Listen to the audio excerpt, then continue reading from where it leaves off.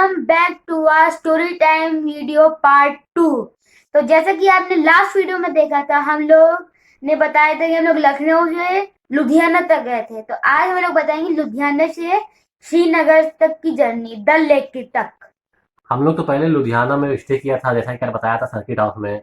Circuit house जैसा कि होता है वैसे ही था, काफ़ी अच्छा था, बहुत स्पेसियस था, फैला हुआ था। और वहाँ पे रात में बारिश भी हो रही थी तो मौसम भी बड़ा मस्त हो रहा गया था। हम लोगों ने उसका भी शूट वगैरह किया। ओपन स्पेस में बहुत बड़े बड़े रूम भी थे, गैलरी वगैरह, चाय वगैरह भी अच्छी थी। तो इसलिए मौसम वहाँ पे अचानक से बदल गया था, तो रात को हम लोग को ठंडी लगने लगी थी। इसीलिए लगभग 4 साढ़े 4 बजे हम लोग की आँख खुल गई। उसके बाद हम लोगों ने पूरा वॉक किया, मॉर्निंग वॉक किया, वीडियो वगैरह बनाए नेचर के। जितना भी था ना, पंजाब में के लोग भी काफ़ी अच्छे होते हैं। और जो हमारे चाचा जी थे, जो वहाँ पे अटेंडेंट थे, उन्होंने रात को खाना तो नहीं खिलाया था क्योंकि वो कह रहे थे खाना नहीं मिल पाएगा। लेकिन उन्होंने वादा किया था कि 6 बजे तक वो चाय पिला देंगे। और उन्होंने पिला भी दिया था अच्छे से। ताकि उन्होंने कहा जितनी जल्दी आपको निकलना हो आप निकल सकते हैं, क्योंकि आपको कश्मीर तक के जाना है, श्रीनगर तक काफ़ी लंबी जर्नी हो जाएगी। इसीलिए 6 बजे चाय वाय पी के उसके बाद हम लोग रेडी हो गए। हम लोगों ने इतनी ज़्यादा जल्दी आपको बुलवा दिया कि अकेला करना पड़ रहा है। हम लोगों ने सुबह 6 बजे यहाँ चाय के लिए बोले तो बेचारे को उठना पड़ा, और ये अरेंज भी कर रहे हैं अकेले। ये यहाँ की डाइनिंग टेबल है, यहाँ के किचन के पीछे ही बना हुआ है। यहाँ पे चाचा ने बोला कि आप लोग यहीं बैठ के पी लो, लेकिन हम लोगों ने कहा नहीं, हम लोग को बाहर पीनी है खुले आसमान के नीचे, तो हम लोग बाहर आ गए। ये देखिए ऊपर क्या है, फर्स्ट फ्लोर। हम लोग पहले दो करे, 2 रूम नीचे 1 रूम ऊपर। फिर हम लोगों ने कहा सारे रूम हमको एक ही फ्लोर पर दे दो, तो हम सारे लोग फर्स्ट फ्लोर पर रुके। ये देखिए सुबह सुबह चाय जो है, ये यहाँ की लाल समझ लीजिए, जो भी समझ लीजिए। मैं सुबह जो है, सुबह काफ़ी जल्दी उठ गया था, करीब 5 बजे के आसपास बाहर आ गया था। वैसे मेरी आँख 4:15 खुल गई थी। तो मैं यहीं बैठा हुआ था, वीडियो वगैरह शूट बना रहा था, पुरानी जो बनाई हुई थी उसको अपलोड कर रहा था।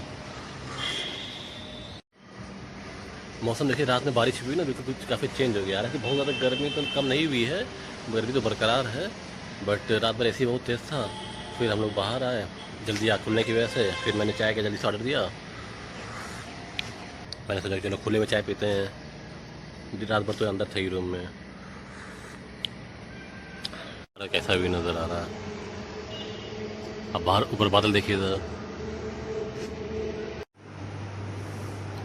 आप होटल के अंदर का नज़ारा देख सकते हैं। हम लोग यहीं पे रुके हैं।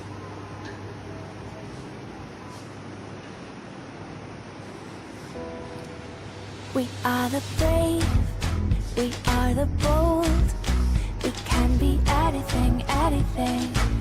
फिर हम लोग वहां से तकरीबन निकल गए 7 बजे तक।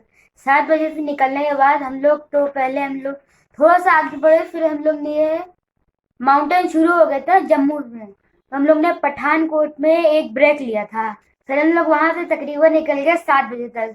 7 बजे से निकलने के बाद लुधियाना के बाद ही पठानकोट शुरू हो जाता है। अब पठानकोट काफ़ी जम्मू से टच करता हुआ एरिया है, इसीलिए वहाँ पे कुछ कुछ पहाड़ माउंटेन की फीलिंग आने लगती है। वहाँ पे दिखाई भी देने लगता है अच्छे अच्छे पहाड़, साइड में फोटो वगैरह भी खींचते हैं लोग। पठानकोट में रेस्टोरेंट में रुके थे, यहाँ पे मैंने लस्सी पी थी। वहाँ की लस्सी बहुत अच्छी थी। और पठानकोट तो पूरा पंजाब है, हमको पता ही है। तो वहाँ पे जो रेस्टोरेंट था वो भी बिल्कुल पंजाबी टाइप का था। लस्सी बड़े से गिलास में आ रही, स्टील वाले में। और 2 तरह की लस्सी, शुगर वाली, मीठी, नमकीन, चाय भी वैसे ही। अब वहाँ पे एक जीप खड़ी थी, वहाँ पे जीप से मैंने खेला। अब वहाँ पे बाहर काफी स्पेसियस था वो भी। तो वहाँ पे कुछ चिड़िया बर्ड्स थी वहाँ पे। कुछ लोगों ने कहा कि वो पीकॉक है, कुछ ने कुछ और कहा। लेकिन वो थी बिल्कुल शुतुरमुर्ग की तरह। आप देख के बताइए कि ये शुतुरमुर्ग है या कोई और पक्षी है। फिर वहां से निकलने के बाद थोड़ी दूर, कुछ 100 किलोमीटर के बाद शुरू हो गया जम्मू। जम्मू में हम लोग के एंट्री करते ही चला गया फिर थोड़ी दूर के बाद जो है, यानी कि हम लोग ने पेट्रोल भरवाने की गाड़ी लो की। और फिर मैंने वहां पे कह दिया मैगी खाना है मुझे। जैसे ही पठानकोट क्रॉस करते हैं वैसे हम लोग उधम सिंह नगर में आ जाते हैं, जो कि जम्मू रीजन का ही पार्ट आता है। वहां पे जम्मू बॉर्डर में एंट्री लेते ही सबका नेटवर्क चला गया। जिसका पोस्टपेड था उसका बचा रह गया लकली। उस जिसमें कि मैं भी एक था। बाकी लोग बेचारे परेशान थे कि नेटवर्क क्या होगा क्या होगा। फाइनली नेटवर्क नहीं आया जब तक हम लोग जम्मू कश्मीर में थे। उधम सिंह नगर में एक होटल मिला, और सामने मिलिट्री का कैंप था पहाड़ के ऊपर ही, बड़ा अच्छा व्यू उसका भी आ रहा था। हम लोग वहाँ एक मैगी पॉइंट पे रुके इनके लिए, किसी ने मोमोज खाया, किसी ने चाय पिया, पेट्रोल पंप की टंकी फुल कराई, क्योंकि आगे पता नहीं कहाँ मिलेगा क्या नहीं मिलेगा। फिर आगे हम लोग चलते गए। फिर हम लोग को मिला एक पॉइंट जहाँ पे सनसेट दिख रहा था। वहाँ पे हम लोग ने बहुत फोटोज खींची। बात की बात उतना कट कर देंगे, टेंशन मतलब। तो फुल कराई पे कुछ हल्का सा जलपान खावे के नहीं है।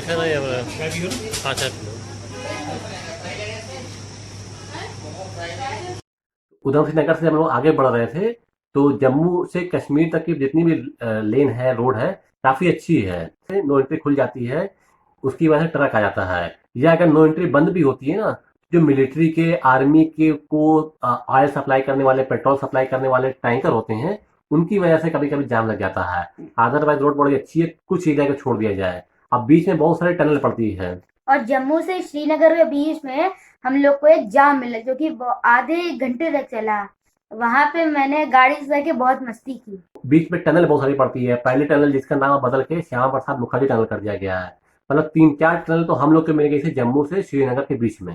और आगे कंस्ट्रक्शन भी चल रहा था, इसीलिए थोड़ी जाम और लग गया था। हाँ, रोड वगैरह चौड़ी हो रही थी ना, इस वजह से 4 लेन रोड बनाने की बात हो रही है।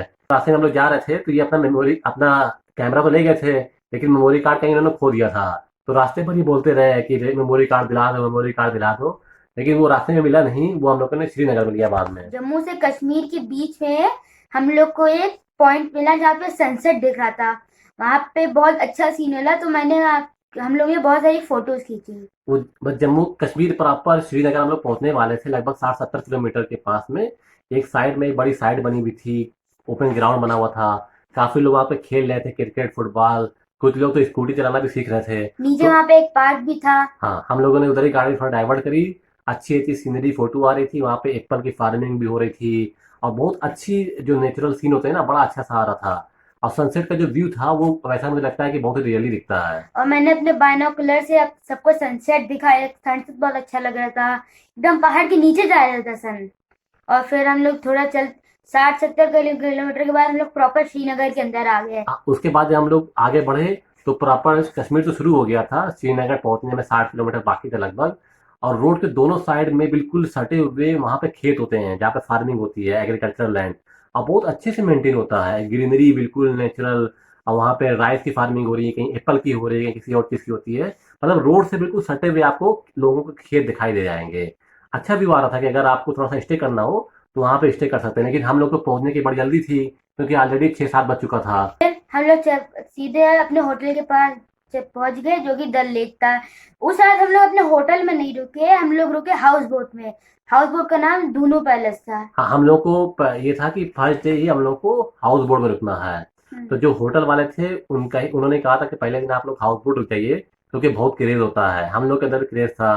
तो जो घाट नंबर 6 था, उसके ही साइड में जो होटल था जहाँ पे हम लोग नेक्स्ट डे से रुके हुए थे, और डोलू पैलेस हम लोग का सामने था, और घाट नंबर 6 से वहां पे गए। लेकिन हाउस बोट वाले ने कहा कि आप लोग वहां पे बाहर भी खाना खा के आइए, क्योंकि वहां पे अगर करते तो काफी टाइम लग जाता।